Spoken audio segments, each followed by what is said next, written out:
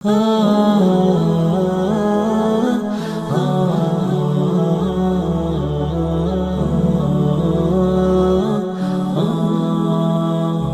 engkau, kondisi gambaran engkau, kondisi keluarga engkau, kondisi akal engkau, atau tidak. Kebanyakan manusia ikhwani protes terhadap banyak masalah ini. Dan semua masalah ini ikhtiar siapa untukmu? Ikhtiar Allah.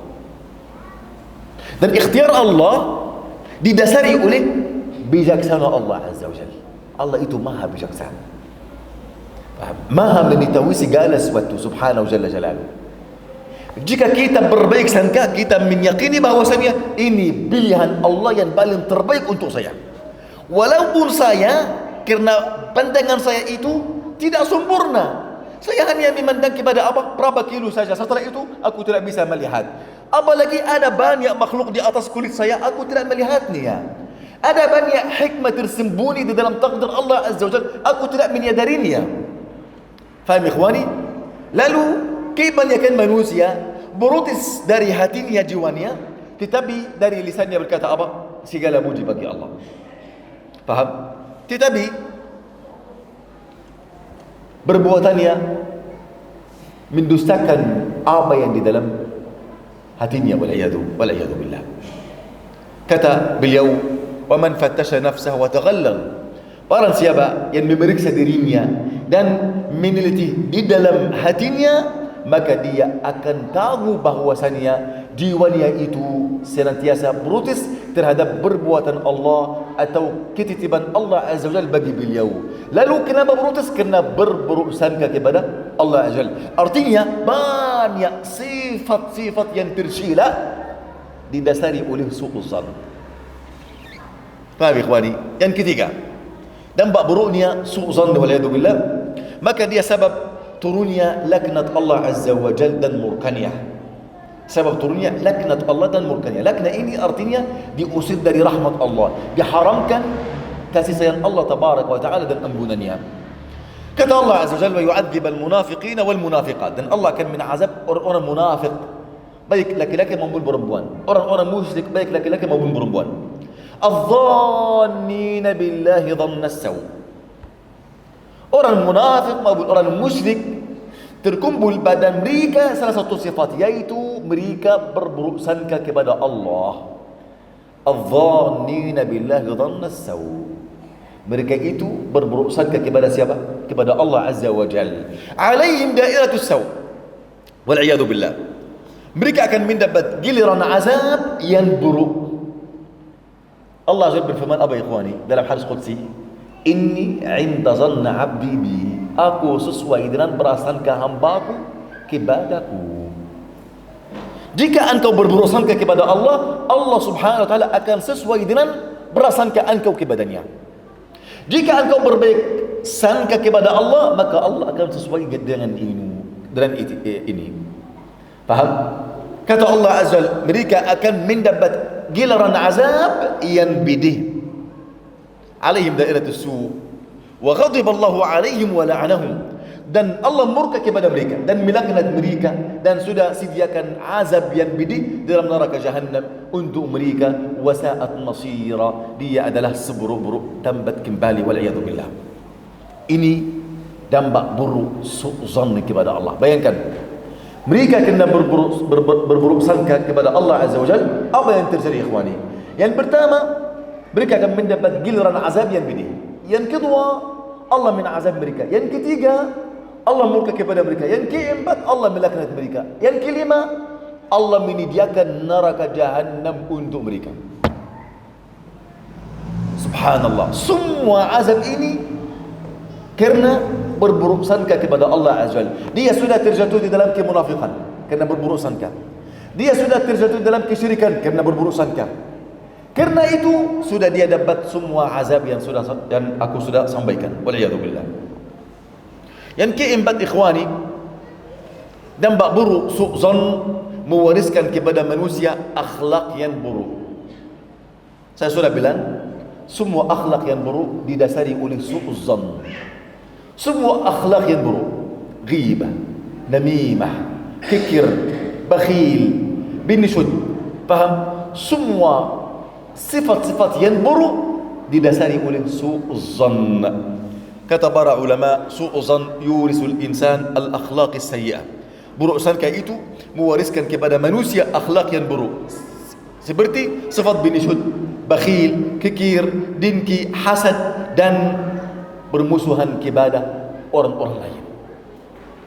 Semua sifat itu didasari oleh su'uzzan. Bayangkan, Iblis sebelum dia tergelincir di dalam hawa nafsu, dia ahli ibadah atau tidak?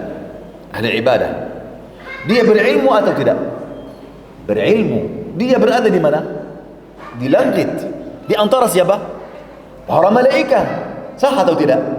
Dan Allah Subhanahu wa taala memilih untuk penghuni surga atau penghuni langit siapa? Yang paling baik. Betul atau tidak? Tapi dia beribadah, okey. Bagus sekali. Jika Allah Azza wa Jalla ciptakan Adam untuk salah satu tugas yang terutama di permukaan bumi, yaitu agar menjadi khalifah. Dan tugas ini bukan untuk Adam saja, untuk Adam dan keturunannya. Khalifah ini artinya apa, ikhwani? Artinya tanggung jawab terhadap agama. Kata Nabi, kullukum ra'in wa kullukum mas'ulun an ra'iyati. Semua kalian itu pemimpin dan semua pemimpin itu tanggung jawab. Kita semuanya tanggung jawab. Ini makna dari kata khalifah. Faham ikhwani? Lalu iblis sangat ingin dan semangat untuk dia yang menjadi apa? Khalifah. Lalu baru ada makhluk baru apa? Muncul makhluk yang baru ini, dia sudah mengambil tugas ini. Yang iblis yang dahulunya dia selalu apa? Tahu nanti ada tugas untuk ada penghuni bumi akan sebagai khalifah, dan dia tahu dia di antara para malaikat yang asin, bukan dia malaikat seperti mereka. Faham? Lalu dia menyangka dia akan jadi apa? Khalifah. Jika Allah menciptakan Adam, baru saja muncul apa? Su'zan kepada apa? Ketitipan Allah. Siapa yang memilih tugas ini untuk Adam? Apakah Adam sendirian minta ini? Hah? Tidak. Siapa yang memilih ini tugas jadi khalifah ini? Siapa? Antum tidur? Tidur atau sadar? Hah? Tidur? Hah? Bagaimana? Lanjut. Nantuk. Apakah Adam yang meminta menjadi khalifah, atau ini pilihan Allah untuk beliau? Pilihan Allah untuk beliau, betul. Jika pilihan Allah, apakah saya bisa ragu terhadap pilihan Allah? Boleh? Tidak boleh. Ketika ragu, artinya ini su'zan kepada Allah. Lalu jika Allah memilih Adam sebagai khalifah, langsung muncul apa yang berutus? Siapa? Iblis. Allah suruh para malaikat untuk sujud kepada Adam, semuanya sujud. Sujud ini artinya yang menjadi pemimpin untuk semua makhluk akan siapa? Adam. Pemimpin untuk para malaikat siapa? Adam dan keturunannya. Jika para malaikat itu menuntut ilmu, datang di majlis-majlis kita. Kata Nabi, inna lillahi malaikah sayyarun, berjalan di ruangan antara langit dan bumi. Mereka berjalan untuk apa? Mereka mencari mana majlis ilmu. Jika ada majlis ilmu, terlihat oleh mereka sebagaimana matahari terlihat oleh kita. Apakah ada orang ragu di antara kita jika melihat matahari? Apakah ini matahari atau ini lampu? Matahari, betul. Mereka melihat majlis-majlis ilmu, paham?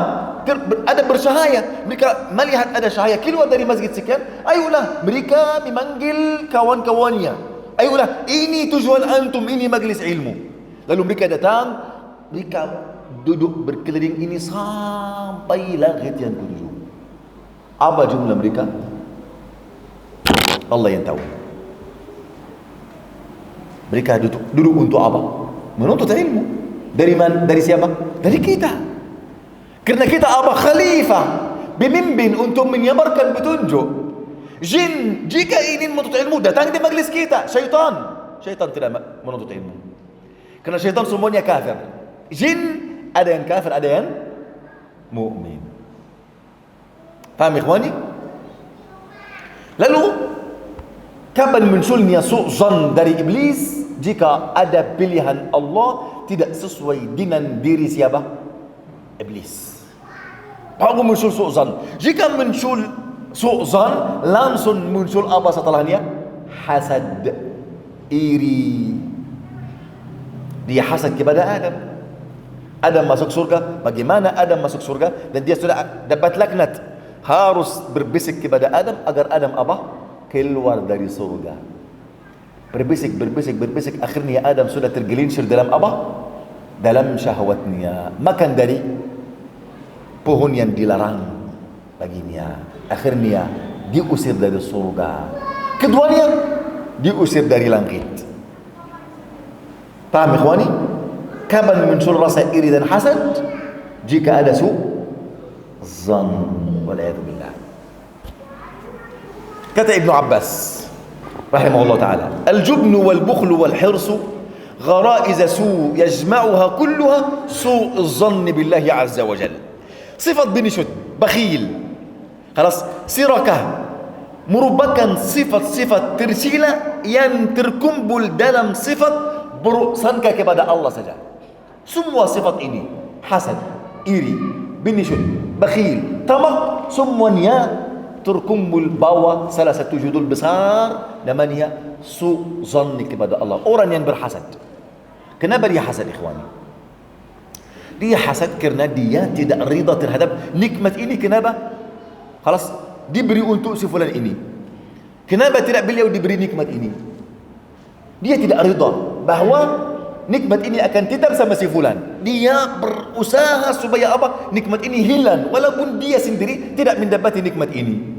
Hasad. Kenapa? Kena su'zan. Kenapa? Karena kalau dia berbaik sangka kepada Allah, dia akan tahu ini pilihan Allah, ini ketitiban Allah, takdir Allah, pasti ada hikmah. Dia akan rida. Orang yang bakhil karena dia su'zan. Dia bakhil jika dia berinfak. Dia berbaik sangka kepada Allah. Kata Allah, wahai anak Adam, unfiq alaik. Berinfaklah, niscaya aku berinfak atasmu. Paham? Kata Allah, ma naqusa malu 'abdin min sadaqah. Kata Nabi SAW, ma naqusa mal. Harta seorang mukmin tidak berkurang karena sedekah.